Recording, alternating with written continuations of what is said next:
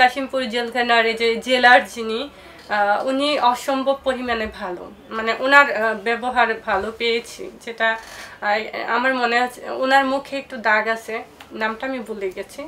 তো কালো কালো না, মানে শ্যামলার চেহারাটা খুবই সুন্দর, মিষ্টি চেহারা, কিন্তু ওনার হচ্ছে যে অসাধারণ ওনার ব্যবহার। যেমন আমার যখন আমি ওখানে গিয়েছি প্রায় 15 দিনের মতো, আমার ফ্যামিলিতে কোনো যোগাযোগ নাই, কারোর সাথে যোগাযোগ ছিল না। তো আমার সাক্ষাৎ গেছে, আমার একটা ফ্রেন্ড আমার সাথে দেখা করতে গিয়েছে, আর আমার 2টা মানে ড্রেস নিয়ে গেছে, কারণ আমি এক পোশাকে 9 দিন ছিলাম।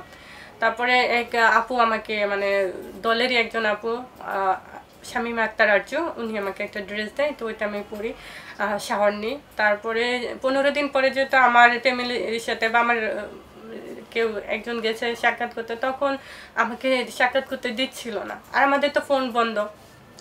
আমি এত কান্না করতেছিলাম ওখানে বসে, মানে খুব চিৎকার করে করে কাঁদছি। তো জেলার যিনি উনি আসছে, বলে কি হয়েছে, তো আমার কেস কার্ডটা নিয়ে দেখলো। আমি বলছি যে স্যার আমাকে দেখা করতে দিচ্ছে না।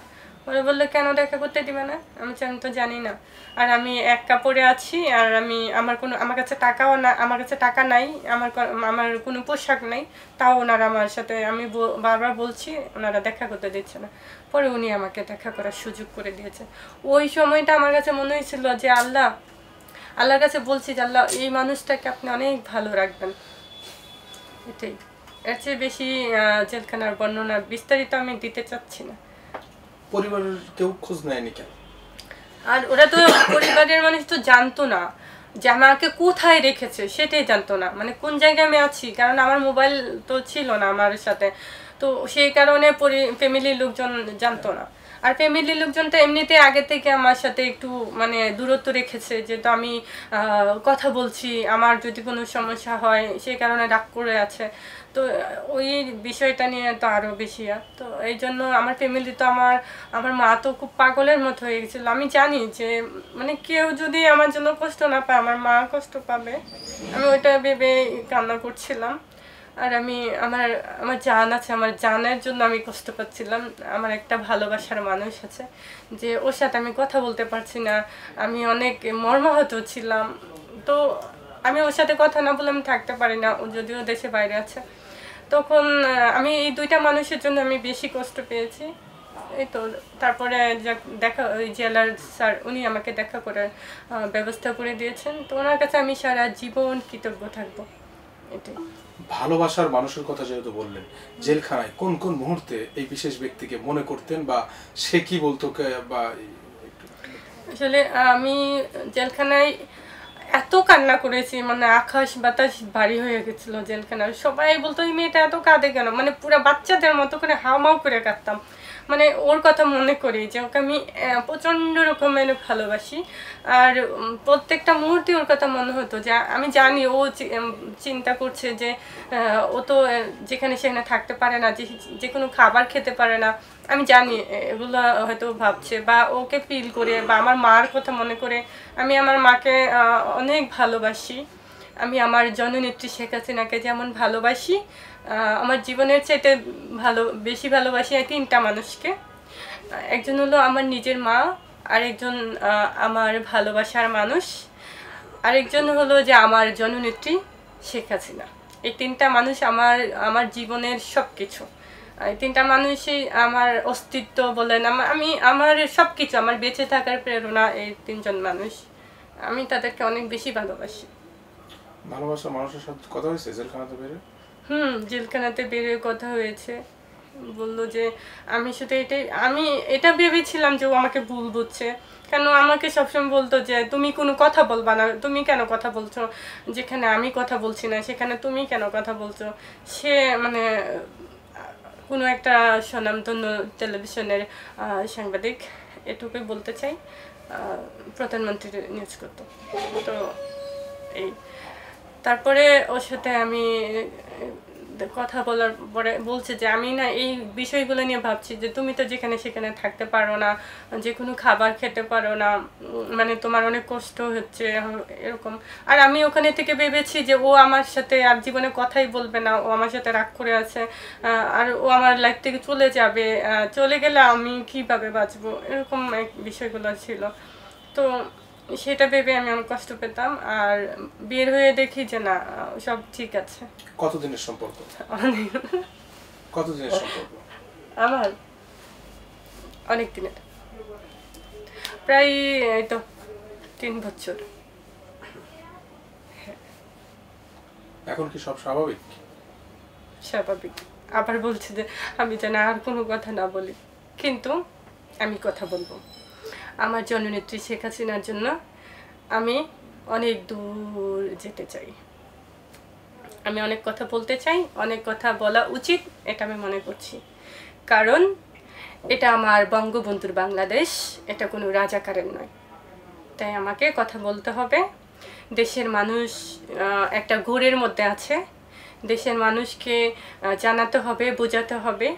এটাই রাজাকাররা মানে রাজাকারদের একটা চাল, নতুন একটা চাল। যেমন আমরা 10 বছর আগেও রাজাকার নাম শুনলে মানে রাজাকার ছিল বাংলাদেশে যখন যুদ্ধের সময়, তখন মানে সবাই একটা খুব ঘৃণা করতো না, অনেক আগের কথা বলছি। তো আজকে কিন্তু সেই রাজাকাররাই কিন্তু একদম দেশকে ধ্বংস করে দিচ্ছে, কিন্তু দেশের আর আর বাকি যে দেশের মানুষ আছে তারা কিন্তু চুপ করে আছে। মানে এই রাজাকারদেরকে কোনোভাবেই মানে তারা প্রতিবাদ করছে না, কোনো কিছুই বলছে না। তো রাজাকাররা এটা একটা সিস্টেমে কিন্তু রাজাকারদের এই কাজটা চালাচ্ছে একটা সিস্টেমে। এই যে আপনারা বৈষম্য মানে বিরোধী এই যে ছাত্র আন্দোলন যেটাকে দেখছেন, রাজাকারদের মানে কি সুন্দর তাদের একটা প্ল্যান মাফিক কিন্তু এই কাজগুলো করেছে। হ্যাঁ, যেন দেশের মানুষের ব্রেনের মধ্যে এটা দিয়েছে যে এটা স্বাভাবিক, মানে এটা কোনো কিছু না, এটা খারাপ কিছু না। কিন্তু রাজাকাররা কিন্তু নিজেরাই মানে টেলিভিশনের ইয়েতে এসে মানে সরাসরি বলছে যে আমরা যদি এত পুলিশ না মারতাম, এত গাড়ি না পোড়াইতাম, মেট্রো রেলে মানে আগুন না দিতাম, তাহলে তো এত স্বাধীনটা ঠিকভাবে হতো না। এই কথাগুলো শোনার পরেও যদি বাংলাদেশের মানুষ যদি জাগ্রত না হয়, তাহলে কিভাবে জাগ্রত করানো যাবে সেটাই বুঝতে পারছি না। কারণ ওরা নিজের মুখেই এই স্বীকার করছে যে আমরা 9 জন মানুষ, 10 জন মানে একজন হলে থাকতো, 9 জন একসাথে একটা বাসায় ছিল। ওরা 9 জনই 4 বছর যাবৎ প্ল্যান করে ওরা যে মানে ছাত্রলীগের মধ্যে ঢুকে ওরা প্ল্যান মাফিক ওরা আমার বঙ্গবন্ধুকে নিয়ে খুব মায়া করে কথা বলতো, আন্তরিকতার সাথে কথা বলে তারা কিন্তু ছাত্রলীগের সাথে মানে মিশে গেছে। তো এই প্ল্যানগুলো, এই তাদের যে পরিকল্পনাটা, সেটা জানার পরেও, সেটা দেখার পরেও, এটা শোনার পরেও দেশের মানুষ কিভাবে যেন চুপ আছে, কেমন যেন একটা মানে গুড়ের মধ্যে আছে, এটা আমার কাছে মনে হচ্ছে। তো সেই গুড় থেকে বের হয়ে তো আসতে হবে, তাদেরকে বের করতে হবে, তাদেরকে বুঝাতে হবে যে এটা কোনো ছাত্র আন্দোলন ছিল না, এটা ওদের প্ল্যান ছিল, এটা ওরাই ছাত্রদেরকে মারছে, মেরে আমার জননেত্রী শেখ হাসিনার নামে মিথ্যা বদনাম দিছে। এগুলো দেশের মানুষকে জানাতে হবে, বুঝাতে হবে। সেই কারণেই মানে আমি অনেক দূর যেতে চাই, অনেক কথা বলতে চাই, অনেক কিছু মানুষকে বুঝাতে চাই, এটাই আমার কথা। যেমন আমি কিন্তু এই যে গতকালকে পরশুদিনের ঘটনা দেখেন, 5 তারিখে আগস্টের 5 তারিখে কিন্তু আমার জননেত্রীকে এই বাংলাদেশ থেকে যেতে বাধ্য করেছে চক্রান্ত ষড়যন্ত্র করে। সেই দেখেন ফেব্রুয়ারির 5 তারিখে ওরা কি করেছে, ধানমন্ডির 32 নাম্বার ভেঙে দিয়েছে। তার মানে বাংলাদেশকে ভেঙে দিয়েছে, বাংলাদেশকে মুছে দিতে চায়। তো এইগুলো তো দেশের মানুষকে বলতে হবে, বুঝাতে হবে। দেশের মানুষ তো দেখছে, দেখার পরেও কেন চুপ করেছে এটাই আমি বুঝি না। এটাই আমার আমার ব্রেনে আসছে না যে ওরা নিজের মুখে স্বীকার করছে, ওরা নিজের মুখে সব কিছু বলছে, তারপরেও মানুষগুলো কেমন জানি চুপ করে আছে। কেন চুপ করে আছে? বাংলাদেশের মানুষ মানে কেন এত অকৃতজ্ঞ? আমি এইভাবে বলতে চাই যে গত 16 বছর আমার জননেত্রী শেখ হাসিনা বাংলাদেশের মানুষকে ভালো রাখার জন্য, মানুষের মুখে হাসি ফোটানোর জন্য উনি অক্লান্ত পরিশ্রম করে এই দেশটাকে এত উন্নয়ন করেছে। এত কিছু করার পরেও এই দেশের মানুষ এই রাজাকারদের সিস্টেমে পড়ে আজকে ওনাকে ভুল বুঝছে, ওনাকে অসম্মান করছে। এটা কোনোভাবে মেনে নেওয়া যায় না। এটা এই মানুষগুলা কেন বেশি এত অকৃতজ্ঞ হয়ে গেল, আমি এটা বলতে চাই। এত এই অকৃতজ্ঞ জাতি কিভাবে মানে চলবে।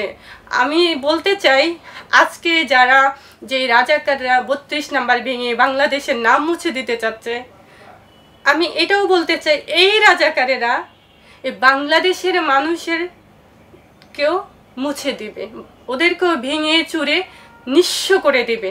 তাই আমি বলছি বাংলাদেশের মানুষ, আপনাদেরকে বলছি এখনো সময় আছে, আপনারা ঘরে বসে না থেকে